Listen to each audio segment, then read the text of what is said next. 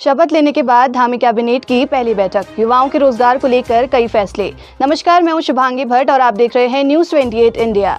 नई मुख्यमंत्री पुष्कर सिंह धामी ने शपथ ग्रहण समारोह के बाद रात को मंत्रिमंडल की पहली बैठक बुलाई और कई महत्वपूर्ण मुद्दों पर मुहर लगाई है। शपथ लेने के बाद मुख्यमंत्री पुष्कर सिंह धामी की अध्यक्षता में सचिवालय में हुई कैबिनेट बैठक में 22,000 पदों पर सरकारी नौकरी देने के प्रस्ताव को मंजूरी दे दी गई है। इसके साथ ही लगभग 20,000 उपनल कर्मचारियों को समान काम का समान वेतन देने का लाभ देने के लिए मंत्रिमंडलीय उप समिति गठित करने का निर्णय लिया गया।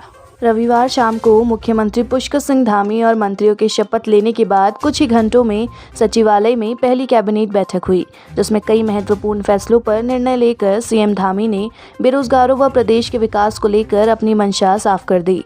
कैबिनेट ने बेरोजगार नौजवानों को रोजगार देने और राज्य के विकास संबंधी कई अहम फैसलों पर निर्णय लिया। विभिन्न विभागों में 22,000 से अधिक पदों पर नौकरी देने के प्रस्ताव पर भी कैबिनेट ने मुहर लगाई है। इसके अलावा राज्य के हित व विकास को लेकर 6 संकल्प प्रस्तावों पर भी निर्णय लिया गया। पुलिस विभाग में कांस्टेबलों के ग्रेड पे प्रस्ताव पर उप समिति गठित करने की मंजूरी दी गई है।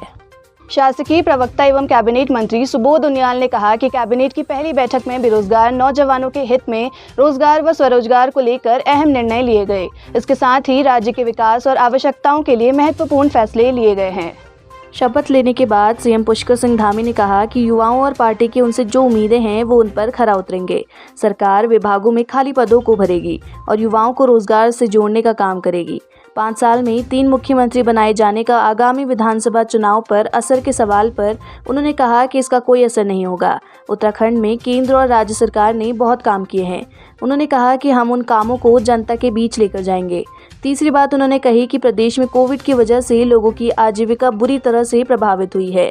सरकार का प्रयास होगा कि इसे रास्ते पर लाया जाए, लोगों को राहत दी जाएगी। मुख्यमंत्री पद की शपथ लेने के बाद पहली बार मीडिया से वार्ता में उन्होंने कहा कि वो सैनिक परिवार में पैदा हुए हैं। सीमांत पिथौरागढ़ जिले में उनकी 5वीं तक की पढ़ाई हुई, जबकि भारत नेपाल सीमा क्षेत्र से लगा खटीमा उनकी कर्मस्थली है।